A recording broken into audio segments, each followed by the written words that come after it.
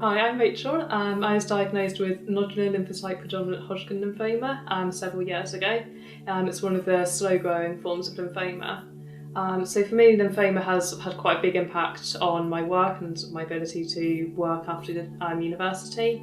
So after I finished my masters, I was actually unable to work for 2 years because of the fatigue. And after that, I was sort of trying to slowly get back into work and build up to getting back into full-time work.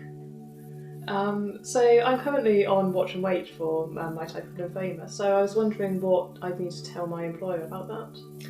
Well, I think you should tell your employer about that. Watch and wait is very specific to lymphoma, so I think you'd need to explain exactly what that is. Yeah. But given you're covered by the Equality Act and you're protected in terms of having time off, it would be a reasonable adjustment to have time off for any appointments that are needed. It's important to let your employer know and give them as much notice as possible for any appointments or checkups that you need to have. Not to tell them won't be doing you any favours, so important to let them know. So I'm thinking about changing jobs in the future, but I was wondering about what I should say to a future employer changing jobs, or when I'd need to tell them. Because I don't want it to affect my application at all or affect their decision to employ me because I'm on watch and wait. So sort of when would I need to tell them? I mean, difficult because in a sense, you're not required to disclose your cancer to an employer.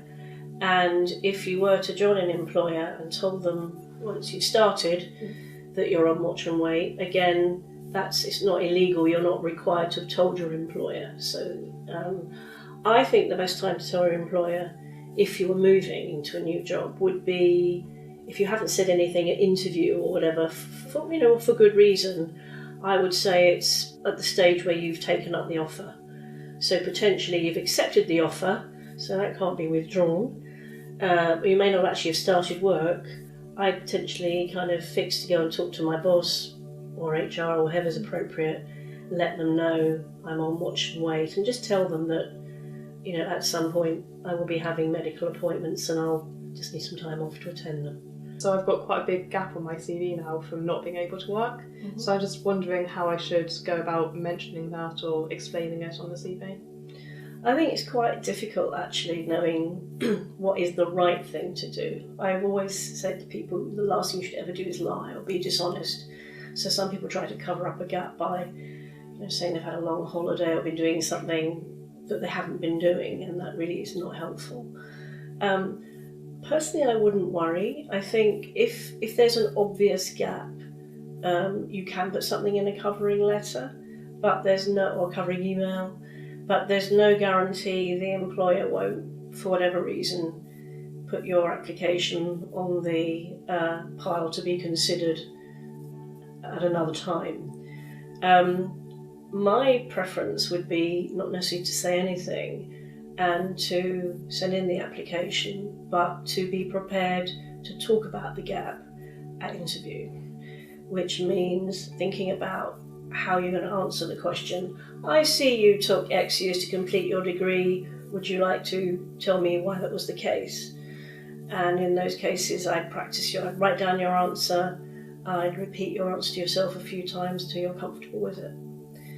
I have to say that in many cases, sometimes employers don't see the gap.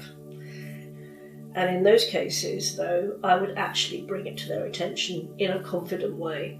So if they're talking about your degree, you would say, well, I'm assuming you will have noticed it took X years to complete my degree, which was longer than it would normally take. And the reason for that was at that period I was being treated for X and I'm now recovered, etc., etc. So I think that's the time to talk about it with confidence and a way that can allay any doubts that they have or even that you may have before the interview. Fatigue has been sort of a really big part of returning to work and sort of trying to manage the fatigue returning to work. I mean, one of the things that I try to do is pacing. So sort of make sure that if I've got a busy day at work, or sometimes my job involves travelling to events, I make sure I've got a quiet evening the night before. I mean, for me, I guess at my age, I'm sort of just starting out in my career, I'm quite happy for kind of all my energy to be put into work and maybe not doing huge amounts outside of work. So I don't know what sort of advice you give to anyone if they're trying to cope with fatigue while getting back to work. I think it's about balance. You know, I think for a lot of people who are working, they need to do what they can at work, having agreed with their manager what's possible. I think for busy family members, say particularly mums, you know, very often they'll go home after doing a few hours at work, they'll be on a phased return, and suddenly they're confronted with having to get dinner ready or, you know, sort out the kids. And I think it's an important time to delegate. So you know, it's the time when the whole family needs to pull together so that mum doesn't, or dad, or whoever it is, get burdened with the things that they would normally have done before they were ill. Sometimes that's a problem because families like to feel we're all back to normal, and we all try and rush back to normal rather too quickly. So I think it's about getting a proper balance. But at work, I think it's important that you take it gradually, and you have a proper phased return for as long as is necessary. Many companies only have a policy that is, you know, you're due to be back at work full time within 6 or 8 or 12 weeks. We are entitled to a phased return and reasonable adjustments pretty much for as long as it takes. And so it's important to kind of recognise that and as you say, to pace yourself. I know certainly in my case I didn't do that, and I made all the mistakes of trying to work what were normal hours, and would then go home and collapse exhausted, and wasn't prepared to tell my employer I wasn't coping. All of those things didn't do me any good whatsoever. So it's good to hear that you are pacing yourself. You're definitely doing all the right things. And do you have any tips on how to cope with the emotional aspect of not being able to get back to sort of an old normal and having to find a bit more of a new normal at work? I think it's all about moving forward and kind of managing your own expectations. It's a bit of a cliche this, but you know, there are over 200 different forms of cancer and many, many different forms of treatment for each type of cancer. And if you add your own individual physiology and psychology on top of that, we each have our own unique individual experience of recovering from cancer.